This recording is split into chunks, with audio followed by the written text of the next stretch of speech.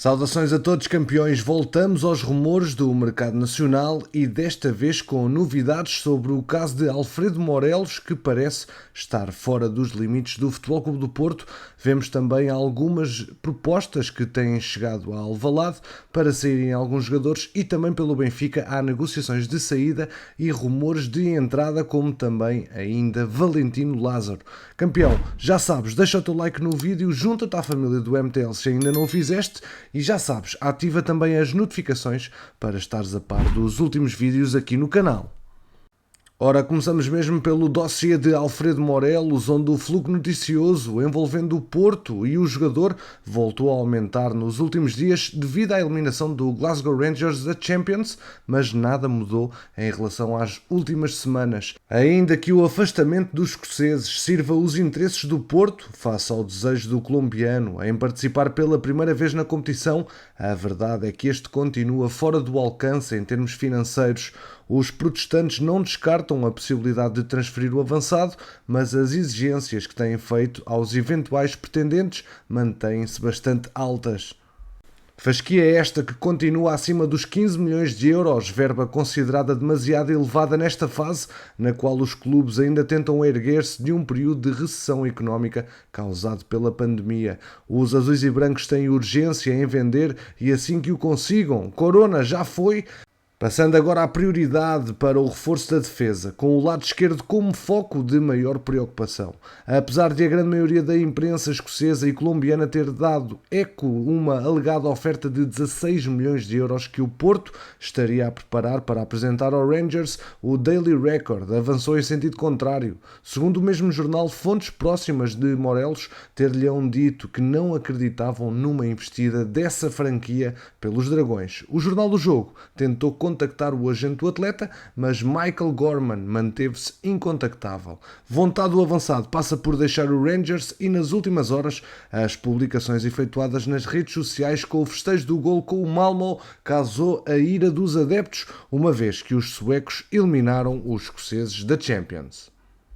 E Jesus Corona então está mesmo em vias de se tornar a primeira venda significativa do Futebol Clube do Porto neste verão, uma vez que, de acordo com as informações recolhidas pela imprensa espanhola, a SAD Portista está a negociar com os andaluzes a venda dos 66,5% que detém dos direitos económicos do jogador por perto de 13 milhões de euros, encontrando-se o processo muito bem encaminhado e com perspectivas de conhecer fumo branco ainda hoje. O Sevilha, que paralelamente também anunciou no dia de ontem a contratação do argentino Gonzalo Montiel, que havia sido associado ao Benfica nas últimas semanas. O lateral direito chega ao emblema espanhol proveniente do River e rubricou um vínculo com os sevilhistas por 5 temporadas. Internacional argentino Montiel fez a formação então no River Plate e até ao momento não conhecia mais nenhum clube na carreira profissional. Muda-se agora para o Sevilha na primeira experiência no futebol europeu. Já Reinildo, que é um dos alvos que está identificado pelo Futebol Clube do Porto como uma opção válida para reforçar o lado esquerdo da defesa, tem no Nápoles mais um pretendente de peso. Isto porque, segundo a Gazeta dello Sport, os napolitanos desistiram de tentar contratar Emerson Palmieri ao Chelsea e consideram que o lateral do Lille poderá ficar mais em conta. Os Dragões, refira-se, continuam à procura de um concorrente direto para Zaidu, como já referi anteriormente. Relativamente a saídas em Alvalade, depois de algumas sondagens de Inglaterra, Idrissa Doumbia deve mesmo rumar ao Malatyaspor. O emblema turco já fez a oferta ao emblema de Alvalade pelo médio costa-marfinense de empréstimo até final da época. Com um contrato com o Sporting até 2024, o jogador não entra nos planos de Ruben Amorim.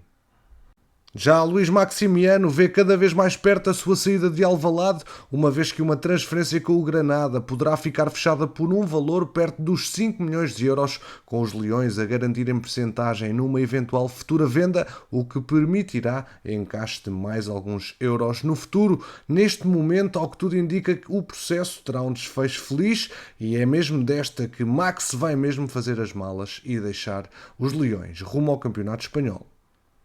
Já Carlos Mané, ex-extremo formado no Sporting e agora atualmente já ao serviço do Kayserispor, dado que a venda está consumada com o Rio Ave e o jogador que nas últimas 2 épocas atuou nos Arcos vai mesmo agora emigrar depois das experiências na Alemanha.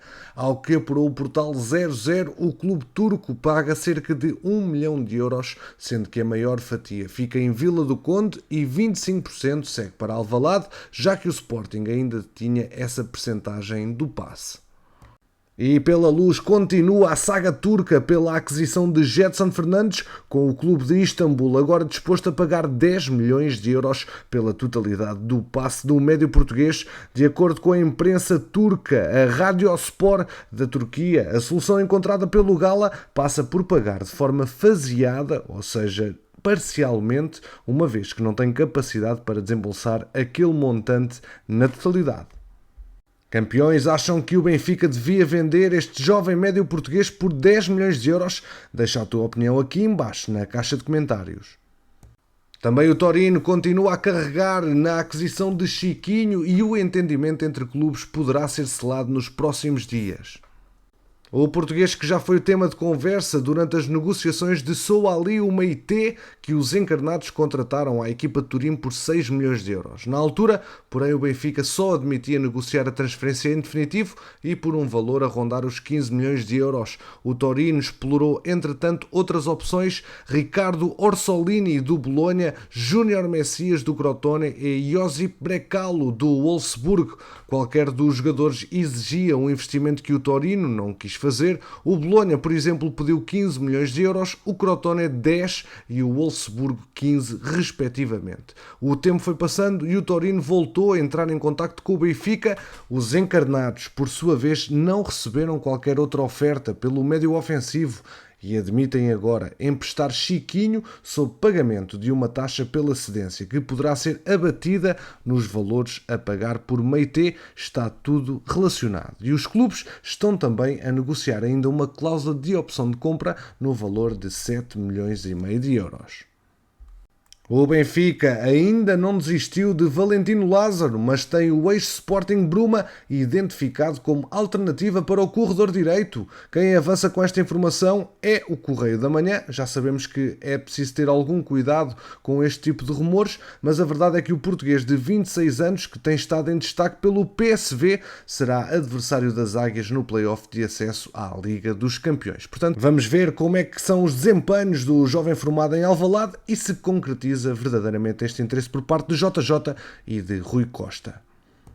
Quanto a Samuel Umtiti, que tinha sido colocado na rota do Benfica, é muito possível, segundo o jornal A Bola, que estará já fora dos planos do Clube da Luz, uma vez que ofere uma verba a rondar os 10 milhões de euros por ano e não está disposto a baixar a mesma, pelo que o Clube da Luz não pondera sequer qualquer abordagem. Já o Famalicão está a tentar o empréstimo do extremo esquerdo luso-brasileiro Marcos Paulo, que já neste verão se vinculou ao Atlético Madrid. O internacional português sub-18 e sub-19 chegou a custo zero aos colchoneros depois de ter expirado o contrato com os brasileiros do Fluminense, situação que lhe permite ser cedido nesta janela de transferências. Caso a mudança para a Espanha tivesse envolvido verbas, Marcos Paulo teria de esperar 6 meses para poder representar um outro clube, mesmo que num regime de cedência. O jovem português é um extremo com grande potencial e seria sem dúvida uma mais-valia para o plantel de Ivo Vieira. O Famalicão, que aproveitou o dia de ontem para confirmar a contratação do lateral direito argentino Hernan de la Fuente, que esteve recentemente ao serviço da sua seleção nos Jogos Olímpicos de Tóquio. Campeões, obrigado pela preferência aqui no MTL. Já sabes que aqui ficas sempre atualizado ao minuto sobre o mercado de transferências. Deixa o teu like, ajuda o projeto a crescer e quanto a nós, vemo-nos no próximo episódio.